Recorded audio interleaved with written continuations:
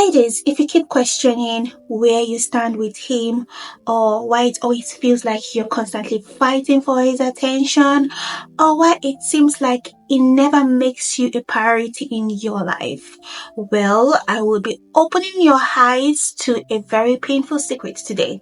My name is Idara, and today we'll be talking about 5 signs that that man is not emotionally available towards you and why you would always come second to him. Now, before we dive in, welcome to Everyday with Idara Iyang. In this channel, we talk about life. We talk about relationships. We navigate the beautiful and the messy and the in-betweens of relationships. So if this type of content resonates with you, please consider subscribing. Click on that subscribe button and then turn on the notification for more videos like this. All right, so the topic for today might stink a bit, but girl, we need to talk about the hard truths about men like this.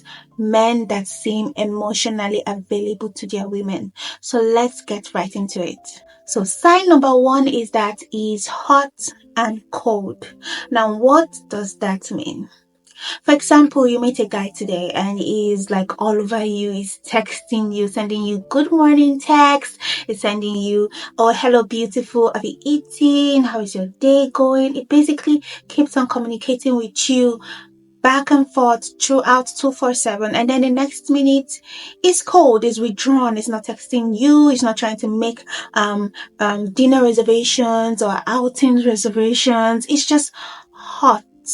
And then it became cold. And then the next minute, maybe like after 1 week, for example, it becomes hot again. It's like texting you every minute and it's like, let's go out for this dinner date. It takes you to the beach, it takes you shopping. It becomes hot again after becoming cold. And then the next minute again, it gets cold again.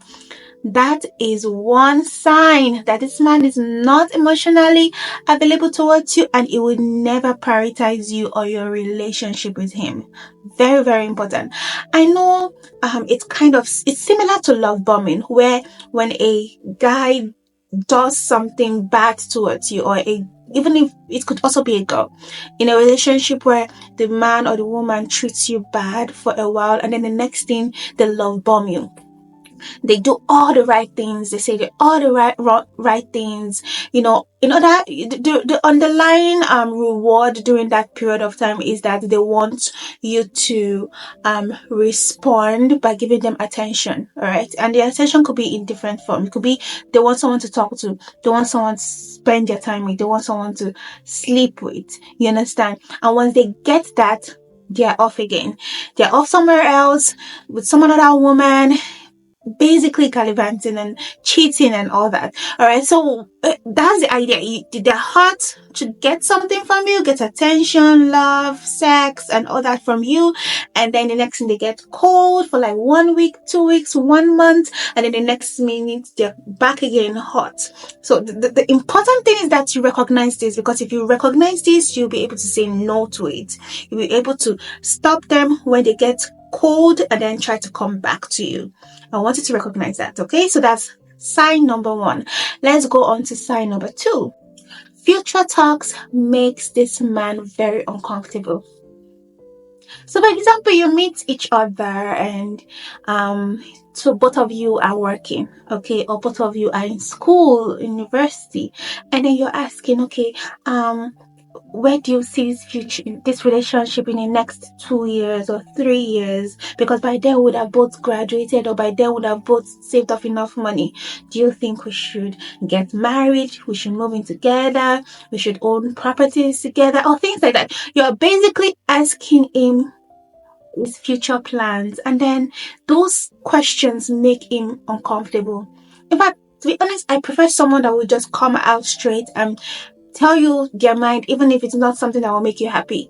You understand? If you ask a man and the man says, oh yeah, next 2, 3, 4, 5 years, I'm only seeing us as a girlfriend and boyfriend relationship, I don't think we're gonna end up being married or anything like that. We're just having fun, okay?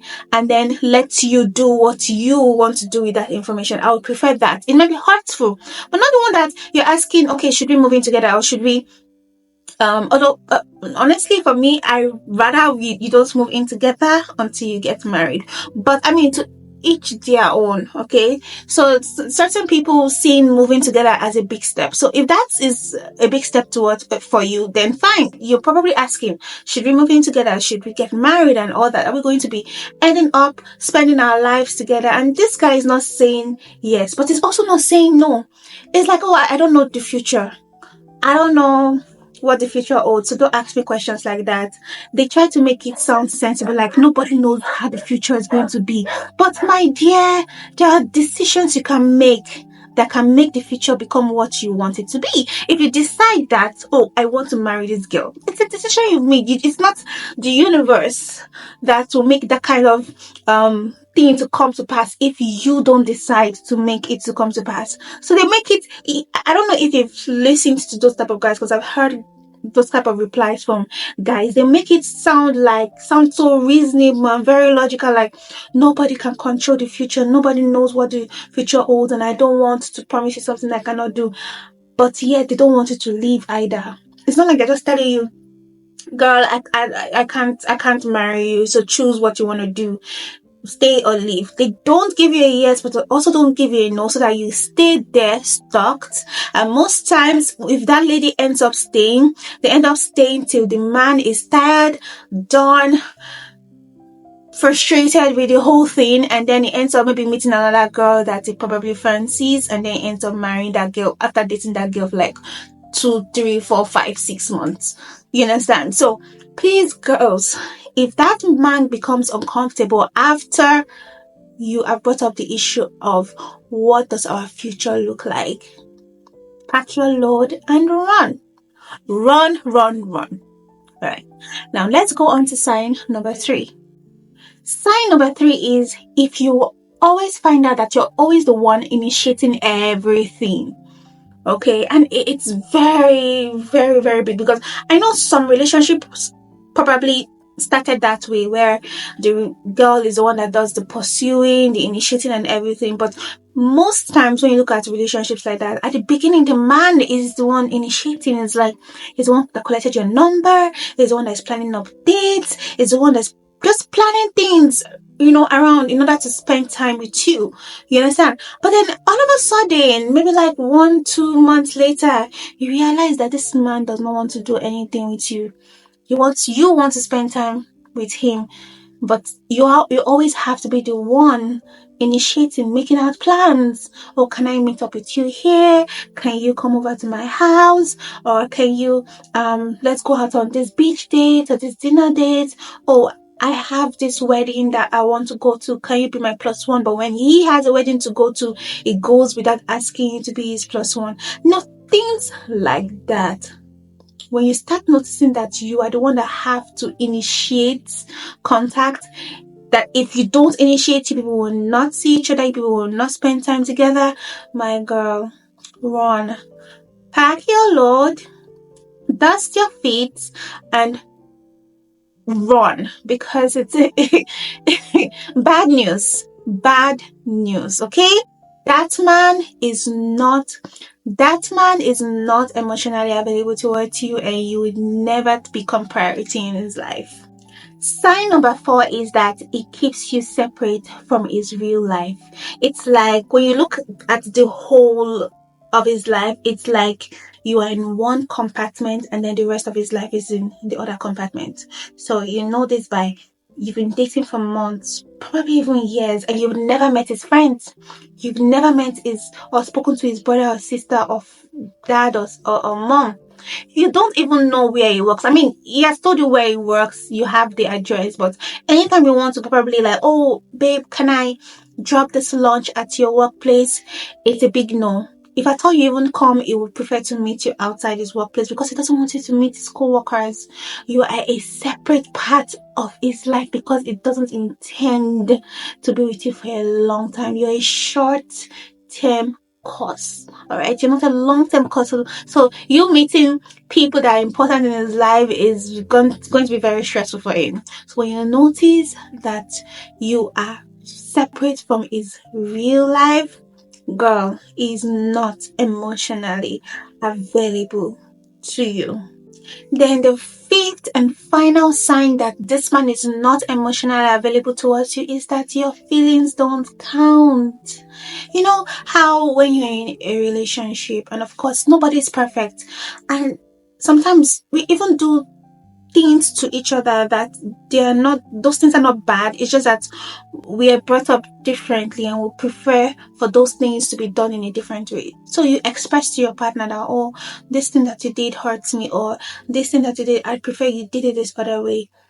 You express this, you explain how it hurts you, and you tell them how you'd prefer to be treated, and it's like you're speaking to air or dust, because they don't care. They don't give a damn. In fact, they even get upset when you get upset. Like, why are you badgering me with your anger? You understand? So if you have that kind of man that does not take into account how you feel, that doesn't care about how you feel, like your feelings basically stresses him out, girl, take up that bag, put all of your luggage, all of your feelings and everything inside that bag, dust your feet and leave that man. That's my opinion. You can take it or leave it, but that man is not emotionally available to you and you deserve much better. Yeah. Now, to be very clear, because we're coming to the end of this video, so I want to be very clear. Nobody is perfect. No one is perfect. So even in your partner, if you have a partner that's actually a good man or a good woman, and they're treating you well and all, there will be some times that they might exhibit one or more of these signs. Okay, so I'm not talking about those patterns because we are all humans, and sometimes we just need to give ourselves grace. Okay, so I want you to listen to this video and basically treat it with understanding. Okay, I'm not talking about those people that are good to you, that love you, they're not doing any of these things, but then once a while you see one of those traits. Those are not the men that are emotionally unavailable. I'm talking about the men that when you look at the general form of your relationship, they are consistently like this. In fact, when they are good, it's maybe 10% of the time. And even in that 10% of the time, they do it because they want something from you. Probably they want sex, or they want you to give them money or something.